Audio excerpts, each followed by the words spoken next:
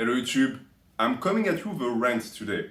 This is something that I've been devouring my insides for many years. Something that I've had discussed with many people across the board that's always led me to the same place, a place of frustration. And I'm thinking that maybe some of you guys feel the same way. And therefore I just want to share. I want to put it out there so that it can work as a way of catharsis for us. Just to purge us of all of that negative emotion. Negative emotions that were put there by non-lifters, because today I'm attacking normies and their stupidity. And the crux of the argument is going to be Ronnie Coleman. And you might be a little bit surprised because you know my feelings about PEDs. You know my beliefs about the advice that pro bodybuilders give. I think it's stupid, it's horseshit for the most part. But today it's not what I'm going to be focusing on. You see, whether or not Ronnie Coleman was natural, whether or not he was taking grams and grams of stuff doesn't matter today because we're going to focus on his lifts. We're going to focus on the Ronnie Coleman that used to squat 800 pounds, that used to put out all of these videos when he was screaming lightweight and he was screaming yeah buddy, and I know you watched them because these are an integral part of the culture. We all love those videos. Why? Because they're iconic. Why? Because Ronnie Coleman represented that primal energy that inhabits you when you lift heavy weights. And heavy weights can mean whatever. It can be 200 pounds. But as long as the weight is challenging you and you feel the need to channel something inside you, something that is a little bit animalistic, then you know exactly what I'm talking about. This is that feeling that those videos give you. Because regardless of his status, and regardless if he was a bodybuilder or not, what truly mattered at this very moment is that he was fighting against the weight, right? Yeah, he trained for looks, that's great, but you could tell that in these moments, he was just focused, he was just haunted by the thought of getting that rep. And that's something that just drives us forward, because this is what gives you the most boost in the gym. It's what pumps you up, right? I know for a fact for myself that when I was getting started, before my squat days, I would watch that clip of him squatting 800 pounds. Because just like many people, a lot of my inspiration when I was getting started after my introduction into lifting was pro bodybuilders. And to an extent, I still believe that they can fulfill that role. When you're starting to get attached emotionally, that's when the problem arises. But the good thing about Ronnie that I've always noticed is that he doesn't really have fanboys. He has people who just admire the beast that he was. And that is something that we have, like it's ours. He's our little statue in a sense. It's that protected feeling, that good time that we can all call back to. Because what he's become is not that. Sadly, what he's become is the elaborate, destroyed state of a man who went after it with everything he had and now is paying the price. That is the truth. And that is, in a way, sad for him, of course, and for us, in a sense, because we look at that and we think, man, he's not that old, he's already completely crushed. We wished he could do better, we wished he could be feeling better. But that feeling of empathy towards him, that feeling of, trying to maybe repress the PD hatred, thinking about the guy, thinking about what he put in, and also thinking about what he gave us, all of those inspirational videos, is completely counterbalanced by some snark idiots who've never lifted a weight in their life, who somehow have the guts to talk shit about the guy. You know these types. You've seen them on YouTube Fitness. How many times have you been on a video about Ronnie Coleman, you go in the comments and you have some dude say, oh, well, he used to be big, but look at him now. Yeah, look at him now. He went after his dreams and he's shattered now. Okay, you're gonna make fun of that? I mean, you can say that he deserves it, he earned it, but are you going to make fun of the endeavor? Who are you to make fun of the endeavor? It's an actual question that I ask. Are you a natural bodybuilder? Are you someone who's actually putting in the work? Or are you some schmuck who weighs 100 pounds behind his screen who is taking his insecurity out on a dude who actually did something with his life, regardless of if you believe it was virtuous or not? Who are you to say that? I cannot stand these idiots. And the worst part is that they're trying to make a general statement about lifting. Because it's not just like they're attacking Ronnie Coleman. At the end of the day, I don't know the dude. He's not my uncle. It's not like I'm going to cry at night because people are mean to him. I don't care about that. What I care about is the fact that they're attacking lifting through him. because every single time one of these types arises, they follow that up by saying, oh, he got snapped up and he's in a wheelchair now because he lifted heavy weights. Really? That's the takeaway from everything that you've seen. You watch Ronnie Coleman squat 800 pounds and the first thing you think is, oh, that's why he can't move now. That's complete nonsense. That's just jealousy. It's people who see something they could never touch that makes them insecure. You know why? Because there's two types of men. There's the type that feels a drive, a motivation. When they see someone getting after it, they think, man, I want to get after it too. I'll get it done too.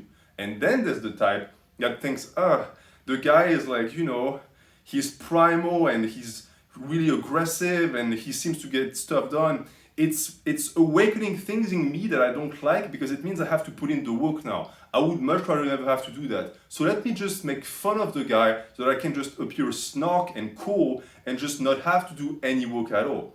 These types are the ones that I'm disgusted by because they are the ones who then say that any type of heavy lifting is bad. And the problem is that this mindset is extremely prevalent within normies, within the mainstream and the media. It propagates and it prevents people from reaching their best self because heavy lifting is the key, both for strength and for size, for natural lifters and enhanced to a certain degree. And it's sort of the reason why I'm bringing Ronnie Coleman into the mix. I've never spoken about the guy and you know what I feel about PEDs, but I believe that if there's one guy that actually did train hard and was on drugs and got massive because of the two, it's him. Right? There's a ton of dudes that barely do anything in the gym and they get gigantic. But for him, you can't take that away.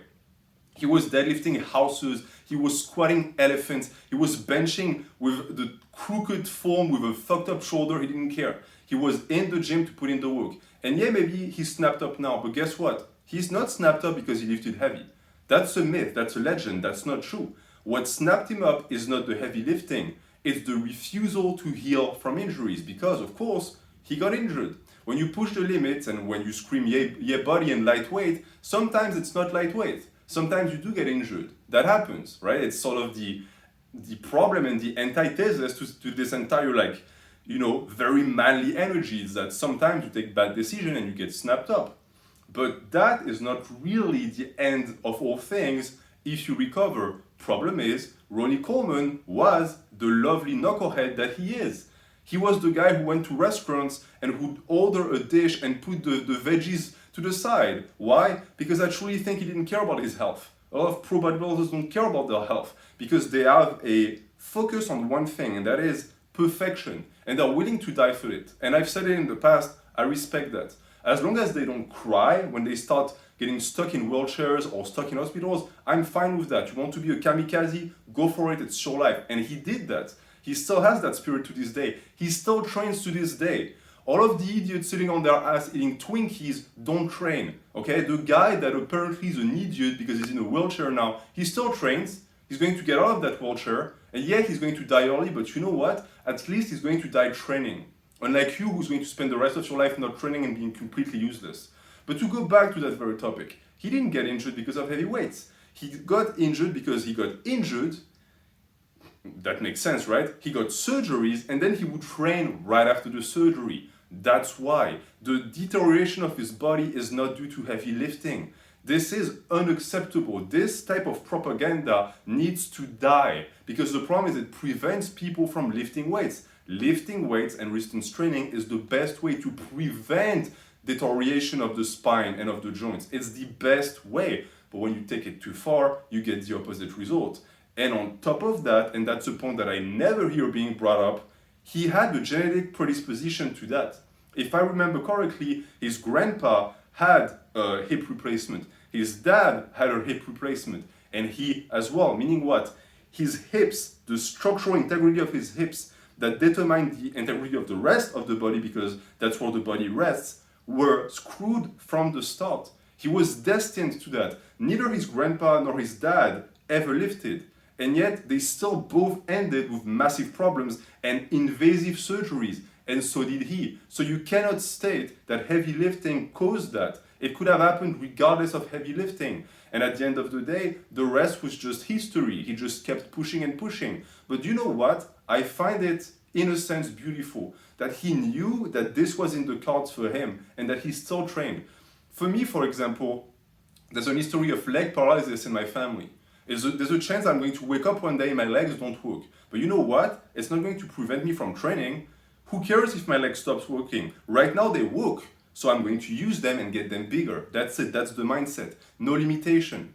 A lot of these guys who make fun of Ronnie Coleman have no limitations, and yet they do nothing. This guy did something, and he became a legend. It's the reason why people still talk about him today as the legend that he is. And I put this video because a very nasty scenario started playing in my head. I was thinking about the day where Ronnie is going to sadly pass away. And I hope it's as late as possible for his own sake. I was thinking to myself, and I was visualizing all of the comments that these people are going to put out to feel better about themselves, to spit on his corpse. And I can preemptively tell you that across the board, all of these people are scum, all of them, because none of the arguments are going to matter. None of the arguments are going to make sense, because none of them are going to be focused on the real issue, which is PDUs. No, they're all going to focus on what? Heavy lifting. Oh, he's in a wheelchair because he squatted. Yeah, of course. That's why he's in a wheelchair. Has nothing to do with the fact that he snapped his spine, got it fused, and then was back to squatting the next day. That's irrelevant, right? This is the type of idiocy that we have to deal with from the outside of the fitness community, but from the inside as well. Because we have creators among our ranks who are still also propagating those types of lies. And as a PSA, I announce it today, it ends. It's over. When you spread your lies, you're going to be met with strong rebuttals, because it is our job as lifters, as the iron community, to not necessarily extend a hand or accept the behaviors of everyone, but to share our truths and to defend our practices against the invasion of normies who are trying to ruin everything that we built and make fun of the things that we do. And I'm going to leave you with that. Have a good day.